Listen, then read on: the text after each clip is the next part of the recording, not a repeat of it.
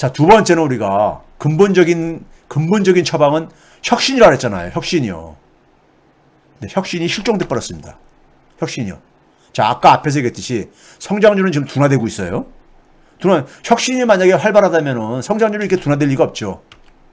생산성도 아까 이렇게 딱 둔화됐다는 걸 소개했었죠. 왜 그러냐면요. 지금 기술이 변화하면은요, 우리는 기술 변화를 했을 때 새로운 사업 모델들이 나옵니다. 새로운 사업 모델이 나와서 그것이 새로운 경제 생태계를 만들려면요, 사람도 변해야 되는 거예요. 강에서 사는 생명체하고 육지에서 사는 생명체가 틀리잖아요. 근데 강이라는 새로운 환경이 만들어졌는데 여전히 그러니까 육지에서 사는 이런 이 태도나 사고를 가지고 우리가 그 강에서 살 수가 있겠어요? 그러다 보니까는 지금 혁신이 정체되고 있는 겁니다. 이건 제가 여러 번 얘기했지만은, 예를 들어서 대표적인 기업인 구글이나 애플 등이 수익률이 하락하고 인공지능의 선두주자였던 IBM이 그러니까는 쇠퇴를 하고 있고요. 예? 이런 게 바로 그겁니다. 제가 이거 여러 번 보여드렸죠. 제조업이 2000년 이후에 쇠퇴를 했는데 그 이후에 등장한 새로운 사업 모델들이 그러니까는 2010년경 이후부터 오히려 정체를 보이고 있는, 예? 정체를 보이고 있는요. 여러분, 인공지능이 제일 많이 적용되는 부분이 어느 부분입니까? 제가 볼 땐 핀테크 부분입니다. 금융 부분이에요. 이게 인공지능이 도입이 되어지면서 금융 부분에 인력 감축이 엄청나게 그러니까 이게 충격을 주고 있습니다. 예를 들어서 그러니까 페이팔에 그러니까 벤모라고 있잖아요. 벤모요. 예? 벤모요. 이 앱으로 그러니까 이 벤모의 이용자가 한 6,900만 명 정도 되는데, 기존의 전통적인 금융회사 중에 제일 큰 게 JP모간이잖아요. JP모간이 지난 30년 동안에 그러니까 막 인수합병을 통해 덩치를 키워가지고 확보한 고객이 한 6천만 명입니다. 그러니까 페이팔의 자회사인 벤모의 소위 말해서 핀테크 기업보다 더 적어요. 고객이요. 그런데 벤모의 직원은 한 600 몇 분이 안 되고요. JP모간에는 25만 5천 명이나 있어요. 예? 지금 뭐냐면, 지금 미래금융은 사람이 그러니까 대규모로 감축이 될 수밖에 없다는 얘기입니다. 예? 대규모로 감축될 수밖에 없죠. 그렇죠? 자, 이런 상황. 그래서 경제는 굉장히 플랫폼화가 되고 디지털화 되면서 이런 기업들이 가는데, 이런 기업들이 공통적인 게, 이런 기업들이 지금 2010년 이후부터 갑자기 그러니까 혁신을 못 만들어내고 있다 이거예요. 예? AI의 선두주자, IBM이 개발한 왓슨이라는 거 있잖아요. 이거 가지고 새로운 사업 모델을 만드는 걸 지원하겠다고 그 사업을 선택했는데 IBM이 계속 헤매고 앉아 있고요. 알파벳도 그렇고, 예? 이들 기업이 매출액은 증가시키고 있지만은 되게 인수합병을 통해서, 새로운 사업들은 인수합병을 통해 가지고, 예? 인수합병을 통해 가지고 매출은 증가시키고 있지만은 수익성은 특히 새로운 사업들 같은 경우는 수익을 못 만들어내고 있다 이겁니다. 저 밑에 빨간 박스에 얻어 배출하는 게 신사업부를 얘기하는데, 여기는 여전히 손실이 수십억 달러씩 손실이 계속 지속되고 있잖아요. 가로 안에 있는 수치가 그게 손실액입니다. 손실액이요. 애플도 수입은 증가하고 있는데 수익률은 계속 하락하고 있잖아요. 예? 그래서 차입을 해가지고 자사주 매입을 통해서 주가 정원을 하고 있고요. 그렇죠? 그래서 이게 미국의 비즈니스 이큐에서 2009년도 금융위기 바로 터지고 난 이후에 나왔던 하나의 특집 기사입니다. 뭐냐면은 어떤 기사냐면 이런 거였었어요. 미국에서 혁신이 그러니까는 혁신에 대한 어떤 하나의 소위 말해서 뭡니까요? 이 기대가 이게 왜 실패를 했느냐?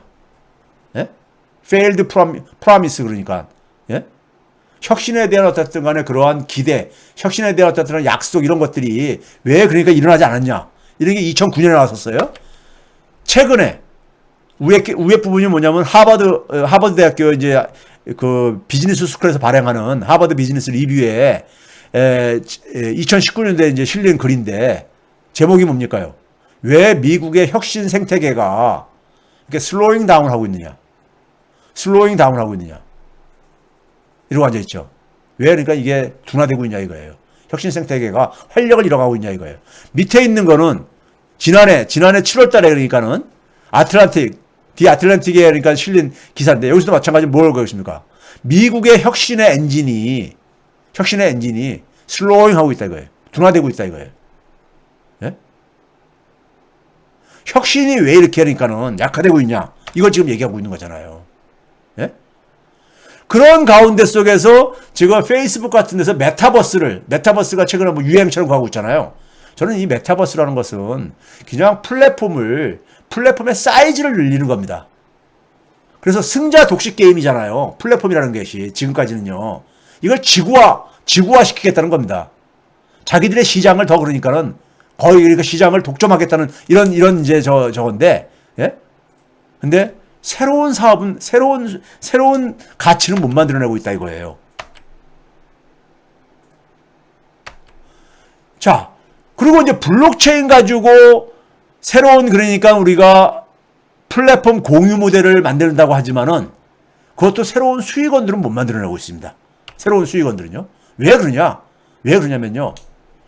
플랫폼을 만든 다음에 제가 이거 여러 번 얘기했죠. 플랫폼을 만든 다음에 그 속에서 뭐냐면은 그 확보한 데이터 그리고 그 연결된 사람들을 가지고 새로운 솔루션을 만들어야 되는데 이걸 못 하고 있는 거예요. 이걸 하려면은 기존에 있는 인간하고 다른 인간이 돼야 되는 거예요. 다른 인간. 예? 전혀 다른 인간을 요구하는 거예요. 우리가 농업사의 인간과 산업사의 인간이 전혀 다른 인간이잖아요. 근데 우리는 지금 뭐냐면 산업사에 있으면서 뭐냐면 디지털 생태계라는 생태계에서 하는 사업을 지금 만들려고 하니까는, 예? 농사를 짓는 사람이 그러니까 제조업에 새로운 사업을 하겠다고 한번 해보세요. 농사 짓는 데서 거기에 익숙해져 있는 사람이 이게 안 맞는 것처럼요. 예? 안 맞는 것처럼. 그러니까 지금 이 디지털 생태계, 소위 플랫폼 사업 모델이 정체하고 혁신을 못 만들어내는 이유가 바로 뭐냐면 우리가 사업 기술 진보가 새로운 사업 모델을 만들고 새로운 사업 모델이 이게 하나의 그 생태계로 이게 연결되려면은 사람도 바뀌어야 되는데 사람들은 안 바뀌고 있는 상태 속에서 지금 나오는 거죠. 그러다 보니까는 이 교육의 문제가 나오는 거죠.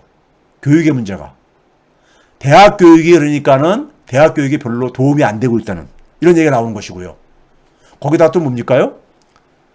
기업이 우리가 일자리 창출의 주역으로 돼 있는데 산업사회 때는 그렇죠? 근데 그러한 기업의 역할이 지금 실종돼 가고 있죠. 과거에는 기업의 가치, 즉 주주의 가치죠. 주주의 가치하고 고용 규모가 비례를 했는데 이 관계가 깨지고 있죠. 관계가 깨지고 있습니다. 그러니까 예를 들어서 우리가 소위 말해서 폭스바겐 같은 경우는 기업 가치가 한 1,800억 달러도 안 되는데 고용은 한 7만 명을 고용을 해요. 그런데 애플 같은 경우는 그것에 그러니까 거의 10배도 넘는 기업 가치를 2조 한 5천억 달러 하고 있는데 고용은 한 15만 명도 안 된다 이거예요. 그러니까 플랫폼 사업 모델들은 일자리 창출에 있어서도 그러니까는 과거 그러니까 제조업처럼 하지 못하고 있죠. 이런 문제들이 결국은 뭐냐면은 소위 말해서 일자리라든가 이런 문제에 그러니까 우리가 근본적인 하나의 이 문제를 던지고 있는 거잖아요. 근데 여전히 그러니까 우리가 학교 현장은 변화가 없어요. 근본적인 변화가. 그러다 보니까 대학이 버림을 받고 있죠. 대학 졸업장을 그러니까 필요 없다고 하고 있죠. 그렇죠? 그러면서 뭐냐면은 부는 그러니까는 소수한테 초집중이 되어지는 소위 말해서 승자 독식, winner take all. 예? 그 소위 말해서 플랫폼 사업의 주주라든가 최상위 경영층이라든가 소수의 그러니까는 인재들이 그러니까 독점을 하는 이런 초양극화가 진행되고 있죠. 고용도 불안해지고 있고 초양극화가 진행되고 있고 그렇죠? 자, 그러면 여기서 한번 봐보세요. 이제 우리가 앞에서 한 걸 봐봅시다. 통화정책이 작동이 안 돼요. 그래서 저금리 함정에 빠져 있습니다. 소위 말해서 몰핀 주사를 계속 맞으면서 예? 이렇게 있는데 그것도 지금 그러니까는 그것도 지금 이제 그러니까 우리가 더 이상 한계 상황에 지금 이렇게 그 내몰리고 있는 이러한 모습이라 이겁니다. 거기다가 혁신과 경제 생태계 활력은 또 못 만들어내고 있어. 그러면서 양극화는 더 심해지고 있고 고용도 불안해지고 있고. 자, 지금 이 상황인 거예요. 나라마다 정도 차이가 있을 뿐이지 지금 이 상황인 겁니다. 세계 경제가, 글로벌 경제가요. 굉장히 암울하죠. 어떻게 보면요. 그럼 이 상황에서 해법은 뭐겠어요? 이렇게 된 이유가 통화정책이 작동하게 하지 않는 이유가 어디에 있습니까? 불평등에서 비롯돼진 거예요. 이게 다요. 우리가 금융위기가 터진 다음에 금융위기의 원인을 가지고 여러 가지를 얘기하지만 공통적인 건 바로 뭐냐면 불평등을 얘기합니다. 불평등을 해소하지 않는 이상에는요. 금융위기는 반복될 수밖에 없어요. 경제는 그러니까 이렇게 식물경제로 자꾸만 치달을 수밖에 없고요. 동시에 혁신 활성화를 해야 되는 거죠. 그렇죠? 그러니까 불평등을 해소하려면요. 금융을 그러니까는 정상화시켜야 되는 겁니다. 금융을 정상화시켜야 되는 거예요. 그리고 보통 사람들, 특히 청년들이 새로운 시도를 할 수 있게 해줘야 되는 거잖아요. 새로운 시도를 할 수 있게 해줘야 되는 거잖아요. 그래야지 그나마 혁신이 그러니까 활성화될 수 있는 거 아니겠습니까? 이것을 해결하는 나라가 21세기의 선진국이 되는 겁니다. 21세기 선진국이 되는 것이고요. 대한민국은 지금 그러니까 불공정의 끝판왕입니다. 대한민국은 그러니까는 이 상황을 개혁을 하든지 아니면 대한민국 나라가 주저앉든지 양갈래길의 선택을 강요받고 있는 거예요. 이재명 지사라는 사람이 상징성이 뭡니까? 공정성이잖아요. 그게 부각된 이유가 있는 겁니다. 부각된 이유가 있는 거예요. 예? 그러면 이런 상황 속에서 이 불평등 해소를 해야지만요. 그나마 혁신도 활성화할 수 있는 출발을 할 수 있다 이겁니다. 물론 교육혁명도 필요하지만은 혁신을 활성화할 수 있는 하나의 적어도 환경은 마련해 줄 수 있다 이겁니다. 불평등이 해소가 돼야지만요. 예?